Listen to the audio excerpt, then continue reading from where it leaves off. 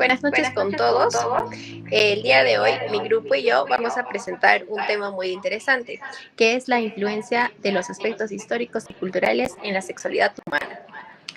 Bueno, vamos a iniciar con una parte introductoria y vamos a iniciar diciendo que la sexualidad humana suele pensarse únicamente desde lo biológico, como una función natural que compartimos con otros seres vivos. Sin embargo, a diferencia de ellos, nuestra sexualidad no se limita a simplemente el instinto, sino que está profundamente influida por la historia, la cultura y nuestras normas sociales. Cada época y cada civilización ha definido lo que considera aceptable o inaceptable en cuanto al deseo. El género y las relaciones íntimas, esto explica por qué nuestras actitudes actuales hacia la sexualidad son diversas. Lo que hoy en algunos lugares se ve como una norma, en otros se rechaza. Y lo que antes era prohibido, en ciertas épocas hoy se debate abiertamente. En otras palabras, entender que la sexualidad humana requiere mirar más allá de la biología y analizar cómo las sociedades a lo largo del tiempo han construido sus propios códigos y significados sobre ella. Para cerrar, les voy a dar una pequeña frase que es: la sexualidad no es estática ni universal, sino es un reflejo de cada contexto histórico y cultural.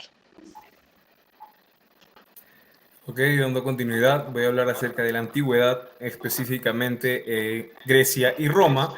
En la antigüedad clásica, la sexualidad se vivía con significados distintos a los de hoy. Por ejemplo, en la Grecia antigua, las relaciones homosexuales masculinas no solo eran toleradas, sino que se consideraban parte importante de la educación de los jóvenes ciudadanos. Se creía que a través de estas reclamaciones se transmitían valores, disciplinas y formación moral.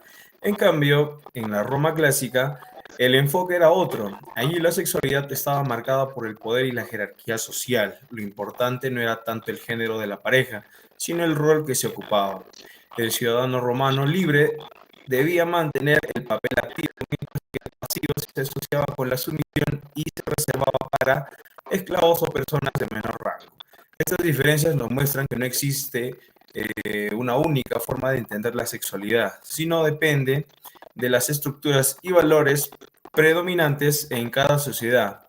Cabe recalcar que en la antigüedad demuestra que la sexualidad siempre ha estado atravesada por el poder, la educación y la cultura, más no solo por la biología.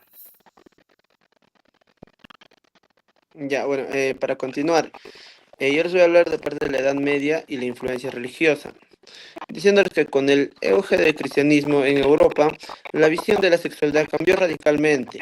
La Iglesia estableció un control casi absoluto sobre las costumbres sexuales, imponiendo normas muy estrictas. El sexo pasó a ser visto como válido únicamente con fines de procreación, y también el placer sexual de la lujuria, la masturbación y las relaciones fuera de matrimonio, que fueron duramente condenadas. Se promovía la castidad como ideal y se asociaba el deseo con el pecado. Bueno, durante la Edad Media y posteriormente en la época victoriana, estas ideas se reforzaron y crearon un fuerte legado de tabúes, de represión, en las cuales muchas personas se vieron obligadas a ocultar sus deseos y a vivir su sexualidad en secreto, por miedo a la condena social y la religiosa.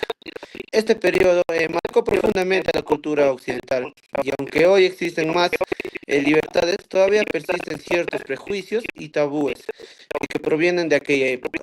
Y para cerrar voy a terminar diciendo que la influencia religiosa dejó una huella de represión y silencios que en parte seguimos arrastrando hasta la actualidad.